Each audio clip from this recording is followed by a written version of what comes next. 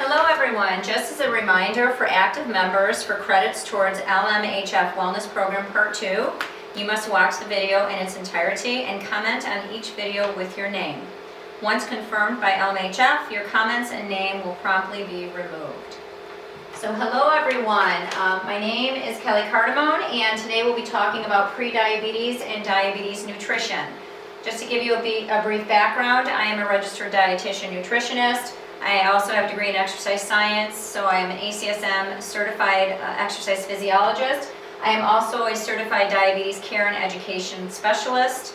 I am also a certified wellness coach and an integrative and functional nutrition certified practitioner, and I recently started working on my doctorate in clinical nutrition. So I've been in the field about 25 years. I absolutely love what I do.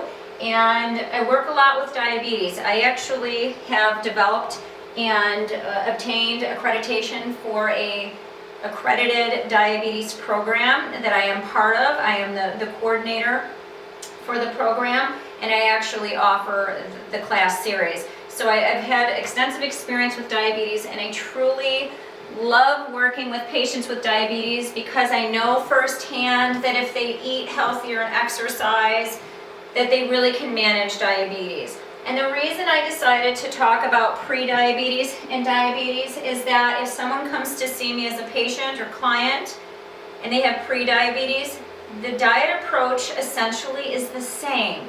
So pre-diabetes is really that start of diabetes, and the CDC estimates that 67% of people with pre-diabetes don't ever have to cross over to that threshold of diabetes. So again, diet and exercise are essential, but you have to be proactive. Food is powerful. I cannot stress that enough. And like Hippocrates has basically said, how many years ago, correct? The natural healing force within each one of us is the greatest force in getting well. Our food should be our medicine. Our medicine should be our food. So essentially, you are what you eat, and food is especially important when we get into diabetes and pre-diabetes. So the reason I bring this up is I have so many, not even just with diabetes, all different ailments, issues, trying to lose weight, control cholesterol, IBS, anything you can think of. Everybody's looking for a diet and everybody's trying to sell a diet book. One diet does not fit all. All diets work, which is an actual book out there written by a dietitian that I love, and basically that is the problem. So unfortunately, when people are diagnosed with pre-diabetes or diabetes, I think they feel desperate and they Google search a lot of things, and I call Google the great oracle, and I think at that point you become confused. So I really want to clarify what is really important when you have pre-diabetes and diabetes. All of these diets, sure, they'll work. Any diet works. I'm all about healthy eating. And if you find a diet that resonates with you, that's really, and that you can stick with, that's what you really want to follow. So I want to get started with macronutrients, because some of you have heard of this, and everybody's like, what's a macronutrient? So macro is larger, right? Micro is smaller, so micronutrients would be your vitamins and minerals. Your macronutrients are basically, these are the components of foods: carbohydrates, fats, and proteins. And most of your foods are going to contain one or all of these components. And each one of these components will impact your blood glucose differently. Healthy food choices help keep your blood glucose on target, pre-diabetes or diabetes, it doesn't matter. You eating healthier is going to either prevent you from, or prevent it from turning into full diabetes, or it's going to help you control your blood glucose levels and your A1C if you currently have diabetes. So healthy food choices will definitely, as I said, keep your blood glucose on target. And I don't get too much into this class about checking your blood glucose levels, but if you have diabetes, you should actually be testing your blood glucose a couple hours after a meal, even just a couple times a week, to see how that meal impacts your blood glucose. I can have 3 of you with diabetes or pre-diabetes. I can feed you all the same exact meal. You will all respond differently to that meal. How slow is your digestion or motility? How fast is your metabolic rate? Or slow is your metabolic rate? Any hormone issues, thyroid, things like that.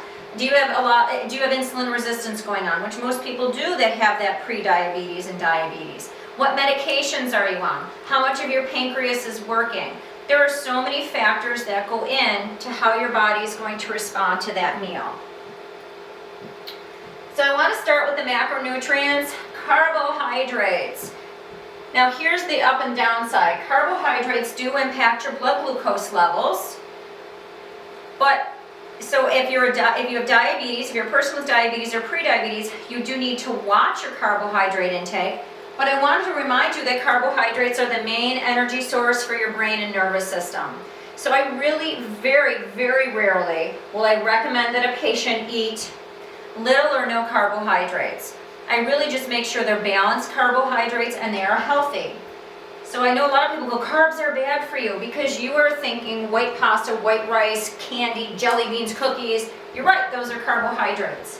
But these are the healthy carbs.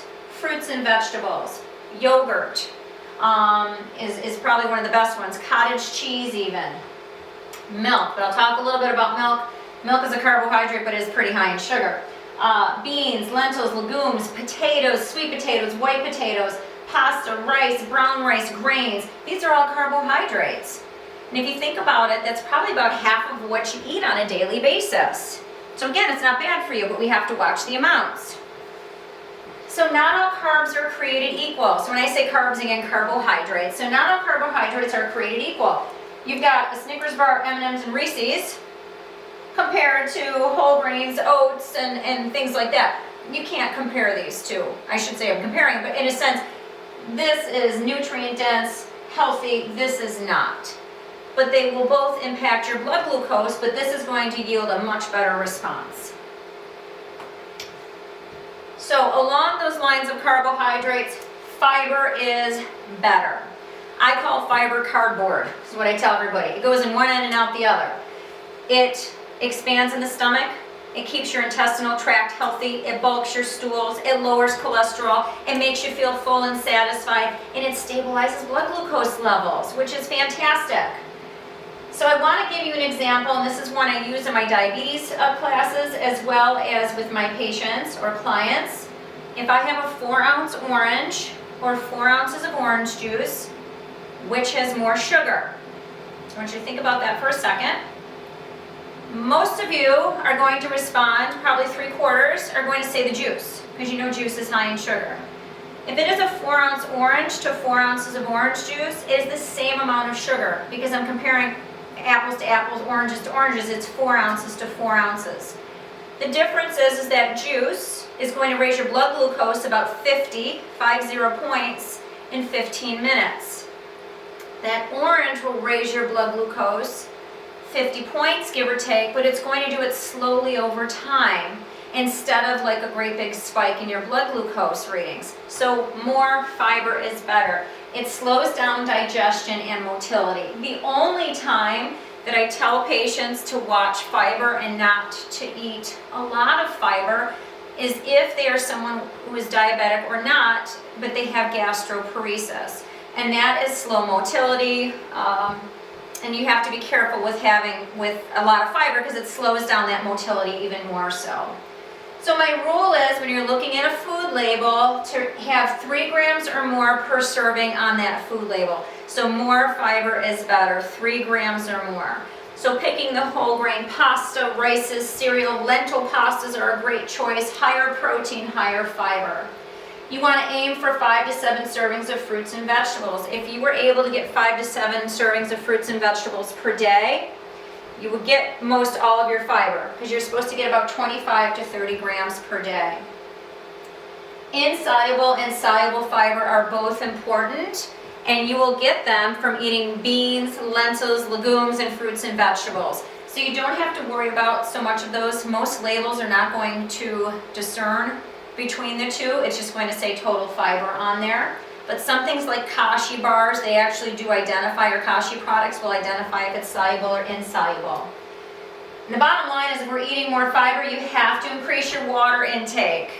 It bulks your stool, so it helps relieve constipation, but it can cause constipation if you don't drink enough water. So you have to make sure you have enough water in there to help kind of get that out of your system. So fiber has other benefits. As I said, slows down absorption, makes you feel more full, bulks your stool, improves cholesterol, keeps your GI tract healthy, and it also is a form of prebiotics. You've heard probiotics, it's a form of prebiotics, which is good, is the precursor for the growth of that good bacteria in the GI tract.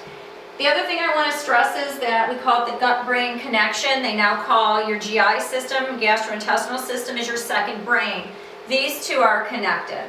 So what's going on down here impacts mood, feelings, your cognition, all of those things.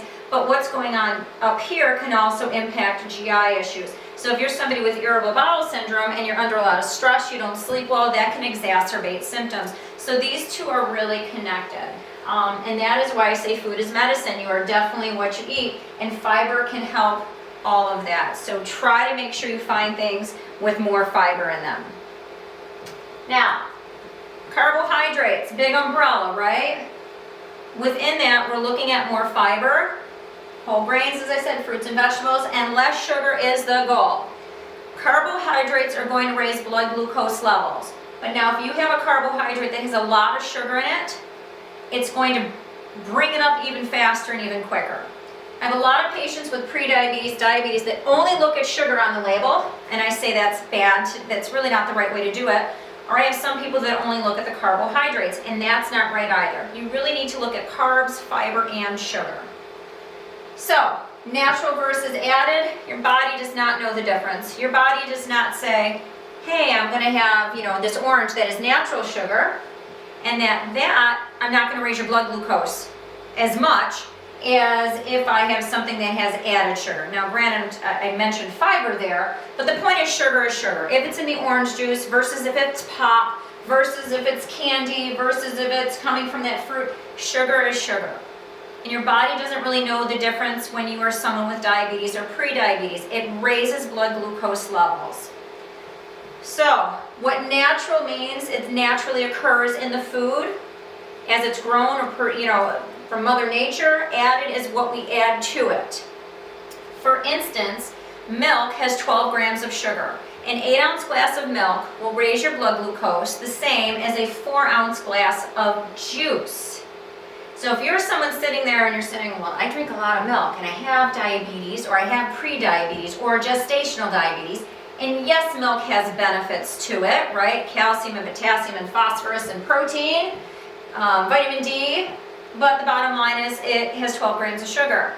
And so I tell my patients or clients, look for a different alternative. Fairlife milk is a milk out there that tastes like milk.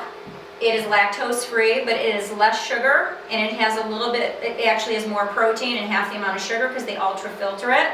Look at your nut milks. Look at unsweetened soy milk, almond milk, cashew milk. There are other options out there that will be lower in sugar. Added sugar, again, is what they add to it. So when you look at a food label, which I will show you, and it says added sugars, that's the extra stuff that they put in there that doesn't occur naturally in that food.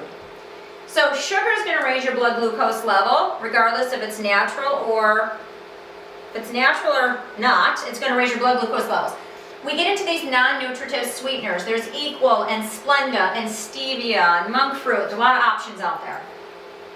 They technically do not raise your blood glucose levels, but I will tell you there has been some research, and also I have seen it firsthand from my patients throughout the years, that it can raise their blood glucose levels. Some of the theories are, and some of the preliminary research shows that it disrupts the microbiome, may cause some insulin sensitivity, but it actually, for some individuals, to put it very simply, it just raises their blood glucose levels, so I won't get too technical. Now, the ones that really don't, these, Equal and Splenda, are more, when I say man-made, processed. If you're looking for more of a natural sweetener, I would look at Stevia or monk fruit. I've been using Stevia for almost 25 years. It does have a little different flavor to it, but you can also bake with it, so it's a great option, and so is monk fruit. So those are ones that really should not raise your blood glucose levels. It does in a handful of individuals. Sugar alcohols, you will see, that's going to be like erythritol, mannitol. You'll see it a lot in Atkins bars or low carb bars. some of the treats out there, ice creams, things like that, sugar-free gum, sugar-free mints, they use sugar alcohols. Now, there is some caloric value to sugar alcohols. Some of them might still raise your blood glucose a little bit, but most of them don't. But the reason I put them up here is if you are somebody that experiences bloating, abdominal pain, or if you have irritable bowel syndrome and you are chewing gum and mints and things like that, I would look for sugar alcohols, and it will say right on there, sugar alcohol, right on the food label, right where sugar is. I would try to eliminate that. In excess amounts, it unfortunately becomes a laxative, so you have to be careful. The other thing I remind everybody is that every 4 grams of sugar equals a teaspoon. So when you're looking at a food label, if the total sugar is 20 grams, you divide by 4, that means there's 5 teaspoons of sugar in whatever that item is. So keep that in mind, because I don't think grams is something people can relate to, but I think that teaspoons is something that most patients or people can relate to. My goal is, I tell my patients, or their goal I should say, but I use this myself, is when you're looking at a food label, less than 10 grams of sugar per serving is ideal. Now the reason I bring this up is I have patients and clients that like sugar-free cookies. And there's really no sugar in them, but there still is a lot of carbohydrates. So they think that they're a great option, but the problem is that even though there's no sugar, so the spike in the blood glucose isn't going up as quickly or as much, but there is carbohydrate in there. And so unfortunately, it still raises their blood glucose levels. So you really have to be careful. Like I said, you have to look at many different things on that label. But by the way, if you're eating less processed foods, you won't have to do so much label reading. So that's kind of the quick summary on those carbs, right? Carbs impact blood glucose, but we want good carbs. We want the fruits and the veggies and the whole grains, and we want to eat less processed stuff. Now, fats do not really raise blood glucose levels at all. They do slow down digestion. There are good fats and bad fats. So you have your good fats, which are mono and polyunsaturated fats from nuts, seeds, olive oil, avocado oil, good fats. The bad fats are your saturated fats. That's going to come from dairy, meat products, things like that, butter. And then you have hydrogenated oils and trans fats, and that's going to come from baked goods and fast foods and processed foods. These are the ones that even the American Heart Association, and if you have diabetes or pre-diabetes, you really want to watch these, and you want to stick more with those good fats. Fats do have their place. They make you feel full, satisfied. They help with absorption of A, D, E, and K vitamins, but they don't raise blood glucose levels. But I don't want you doing a heavy fat diet, because we know high fat diets can be linked to certain cancers, but also can raise your cholesterol levels. So I tell everyone, try to pick something that is liquid at room temperature. So an olive oil or an avocado oil is going to be better than something like butter or shortening that is solid at room temperature. That's when you know that it's more of a saturated fat. The other thing just to note, when someone so heart disease is the #1 killer.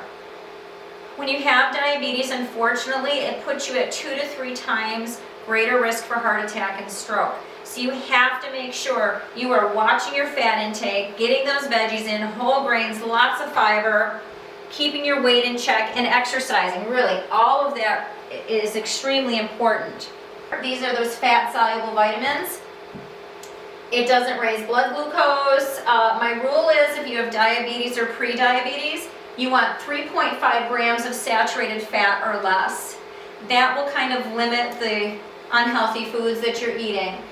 I also tell everybody when you're looking at a food label, these rules apply to 80 to 90% of your foods. If it's someone's birthday, a celebration, a treat you're having once a week, that's different. Now, most of us are not going to know 7% of our calories should come from saturated fat. Nobody really pays attention to that, unless you're adding up all your calories. So that's why I give you that rule of 3.5 grams or less. Avoid hydrogenated or partially hydrogenated oils. Believe it or not, partially hydrogenated is going to be worse than hydrogenated oils. They're going to have trans fats in there. I tell you, you need to look at fat and not cholesterol on a food label. So avoid looking at cholesterol on a food label. The cholesterol in the food doesn't really impact your cholesterol. It's the fat in the food that does. Your body takes the fat and makes cholesterol. And you do need some fat in your diet, absolutely. It's also a precursor for hormones, by the way. So fat's not terrible for you. So we talked about carbs, raise blood glucose levels, but you need them. Brain and your nervous system. Then we've got our fats that doesn't really raise blood sugar levels. And then we have our protein. So protein actually doesn't raise your blood glucose levels either. So fats and carbs provide energy. Believe it or not, protein does not really provide energy in the body. Now, some people say, well, when I eat more protein, I feel better. Yes, protein helps to make albumin, which is the most abundant protein in the body, your red blood cells, your hair, your skin, your nails. It's restorative and it helps the body repair itself. So it doesn't provide energy, but it's the building blocks. It also can help to stabilize your blood glucose level when it's eaten with a carbohydrate. So I recommend if you have a snack, you don't just have fruit by itself.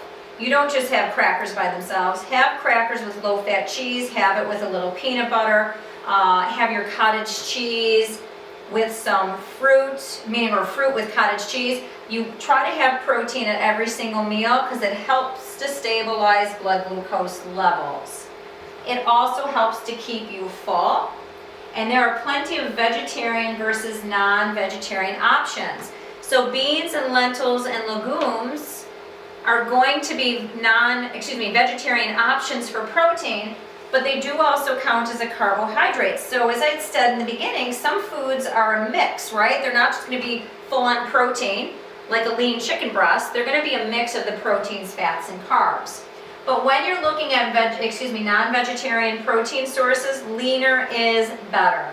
So your beef, your chicken, your turkey, less fat is better when you're looking at protein sources or purchasing protein sources. So bottom line with protein is, again, nuts, seeds, milk, cheese, cottage cheese, a lot of your grains, if you're whole grain, if it's a barley or a quinoa, they contain a lot of protein as well. So again, vegetarian versus non-vegetarian, but protein helps to stabilize blood glucose levels, helps to keep you full. But if it's a true protein source, except for the beans I was talking about, so if you're getting into chicken and turkey and eggs and things like that, that's not going to raise your blood sugar or blood glucose levels. And I should have said, when I say blood sugar, blood glucose, I use them interchangeably. They're the same thing. So on that food label, just to recap, you want to look at total sugars. And my rule is less than 10 grams. So 0 through 9 grams, that is something you want to look at. Do not look at added sugars. Added just means what they added in that's not natural. So if this is 12 grams and you've got 10 grams of added sugars, that means 2 of it was natural. As I stated earlier, your body doesn't know the difference. Sugar is sugar. So keep that for 80 to 90% of your foods, keep that total sugar under 10 grams. 0 through 9 grams is ideal. Now within that, you want to keep your dietary fiber, 3 grams or more for snacks, crackers, pasta, rice, cereal, all those things. Your saturated fat, you want 3.5 grams or less, especially if you have prediabetes or diabetes. You want your trans fats to be 0. And last thing I really have you look at is if you're looking at sodium. So if you have high blood pressure, or kidney disease, I tell you to shoot for 200 milligrams or less per serving. I apologize, I should have stressed, this is per serving, not per day or per meal. But other than that, I usually say 300 milligrams or less is a good rule to follow. It makes it pretty simple and doable. So again, this is per serving. When you're purchasing foods, they are guidelines to help you make better choices, and they will help, for the most part, keep your blood glucose in check. So, eating healthy does not have to be expensive. I know a lot of people sit there and they're, oh my goodness, she's telling me to do this and read the food labels, and I've been doing this for a really long time, and I have patients that go to Aldi's and Save-A-Lot, and some go to Whole Foods and Wegmans, and it doesn't matter. That label rule that I asked you to follow, really, there's over 300,000 products. You will be able to find so many products that follow those simple, healthy rules that are within your budget. I promise you, you'll be able to. So this shows you here what you buy for $20, and down here which you can buy for the same cost, a little bit more, $21. Frozen fruits and vegetables, beans, whole grains, those are all great healthy options. Healthy eating does not have to be expensive. It's really looking for things that you can buy in bulk or frozen, and it's really a misconception that people have, unfortunately. So I want to show you what the healthy diabetes plate looks like. Now, I will share my professional opinion. When I show my clients or patients this I take out. The fruit and the yogurt I don't. I really focus on right here for lunch and dinner. I don't mind fruit and milk and yogurt, but that might be a snack, or we might have, and by the way, I shouldn't say that. Milk I don't encourage with diabetes because that high sugar, but yogurt I'm okay with, especially Greek yogurt, as long as it follows my sugar rules. I'm okay with those in addition to other meals or maybe as a snack, but for meals, especially lunch and dinner, a quarter of your plate should be a lean protein, or about the size of the palm of your hand, give or take, or the size of a deck of cards. A quarter of your plate should be your starch. That could be beans, corn, potatoes, peas. I should have specified starchy vegetables are potatoes, peas, corn, or winter squash. They're not bad for you, but potatoes, peas, corn, or winter squash are put in the carbohydrate category. I treat them like pasta. So a quarter of your plate is a starch. Any of those starchy veggies or beans, lentils, pasta, rice, half of it should be non-starchy vegetables. A variety. Don't get wrapped up in one color, one whatever, just eat a variety of vegetables. They can be roasted, cooked, raw, pureed, I don't care what you do with them, have a salad. But this is a nice, easy way to follow healthy guidelines if you don't want to get into measuring things. So I wanted to show you here, as I had said before, serving sizes, because if you're out and about or you don't want to pull out your measuring cups, you want to try to look at things and you can kind of eyeball it. So the serving of protein is about the size of the palm of your hand, but again, it does depend on how large somebody's hand is or small. So the size of a deck of cards is an easy way to kind of visualize that. The serving of a starch is about the size of a mouse for your computer, and that's about a third of a cup. And then a serving of cooked vegetables, the size of a tennis ball or the size of your fist, that's about a cup. I tell you though to have way more than that, just fill half that plate. And then it shows you here that raw vegetables versus cooked is going to be about the size of, they say, a light bulb. I will tell you that you can eat all the non-starchy vegetables you want. Even when I have patients that are type 1 diabetes or diabetics, and so patients with type 1 that have to adjust their insulin levels, we don't really get into net carbs unless they have to. So I tell everyone, eat really all the raw vegetables that you want. I rarely have someone that's overeating those, not raw vegetables, non-starchy vegetables. I rarely have someone eating too many non-starchy vegetables that it causes their blood glucose to go up. That is very rare. So again, eat all those you want. One of the best things you can do for your health. Lots of fiber. Now, I won't get into carb counting because that's a whole nother lecture to do. But if you have diabetes, pre-diabetes, it's also a good option. But I want to share that if you have diabetes, it's covered benefit by your insurance companies to meet with a dietitian, to meet with a diabetes educator, to take a diabetes class. And the reason I bring that up is you can call the insurance company, they will give you lists of dietitians, diabetes educators. This is what we do. Carb counting is really one of the best ways to manage diabetes, but it is very individualized to each person as to how many carbs or grams of carbs they should have per meal.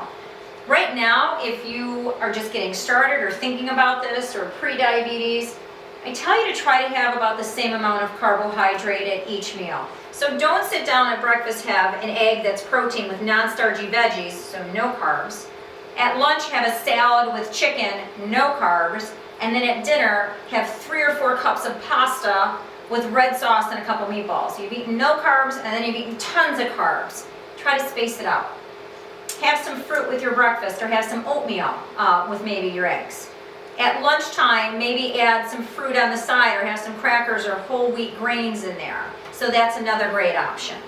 The other thing you can do is then at dinner, cut down on that portion size of that pasta. So maybe have 1 cup, 1.5 cups maximum. Choose that whole grain pasta instead, and then have it with the meatballs, and then add some vegetables to it. So you're better off with those carbohydrates being spaced out. And on that note, you do not need to have snacks in between your meals. I do not recommend snacks unless somebody's blood glucose is dropping low, but you really don't. 3 meals a day is sufficient, maybe a higher protein snack after dinner before bed.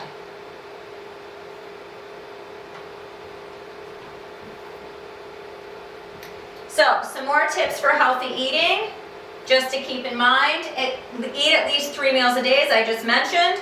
So you don't want to not eat breakfast or skip lunch. You want to try to space everything out. If you are on some insulin or oral diabetes medications, you want to eat your meals about the same time each day. You want to eat about the same amount each meal as we talked about. You really want to try to avoid skipping meals. But Greek yogurt and fruit is a meal. A hard-boiled egg and a whole grain English muffin is a meal. Cottage cheese and fruit is a meal. I think we have been trained to think that it has to be a full-on meal of pancakes and eggs, and that's not necessarily the case. Even an apple and peanut butter for some individuals, maybe with some yogurt or an egg, might be a meal. So it really is individualized. As long as you are trying to eat, space out those meals, 4 to 6 hours apart maximum. So just to show you here, because especially if you have diabetes or pre-diabetes and you're like, all right, so she's telling me to look at carbohydrates and look at fiber, and how do I know how to keep my carbs consistent? One, as I had said, reach out and work with someone. If you have pre-diabetes, there's the diabetes prevention program that the CDC really encourages. And a lot of local area facilities are offering this diabetes prevention program. Call your local diabetes association and they'll provide you with that information. So that's a great resource. And as I said, if you have diabetes, take a class, work with someone. But I want to show you here, this is through the American Diabetes Association. They have the diabetesfoodhub.org. It is a free resource that's online. Meal planning, recipes, grocery lists, it's fantastic. And the website for them is just diabetes.org. So there's great resources for you, and all healthy, heart healthy eating that is great for people with diabetes or pre-diabetes. So in summary, carbohydrates are going to impact your blood glucose, but your body needs them. Higher fiber, less sugar is going to be most beneficial. Focus on those whole foods. White potatoes are still really good for you, by the way, very high in potassium. So don't be afraid. I'd rather have you eat a white potato over eating white rice or white pasta. Fruits and vegetables have their place. Shoot for eating more vegetables than fruits. They really don't impact your blood glucose. The starchy vegetables, to recap, are potatoes, peas, corn, and winter squash. I'm not saying they're bad, but you have to treat them like bread and pasta. Try to have protein with every meal. Lean proteins are best. Vegetarian or non-vegetarian are great options. Fats have their place. You just want to try to eat better fats because you have to watch your cholesterol levels, especially when you have diabetes, but also with pre-diabetes. So space out your food, not skipping those meals, making the best choices. And again, if you need to work with a qualified professional, that is what we're here to do, is to help you with. Thank you so much.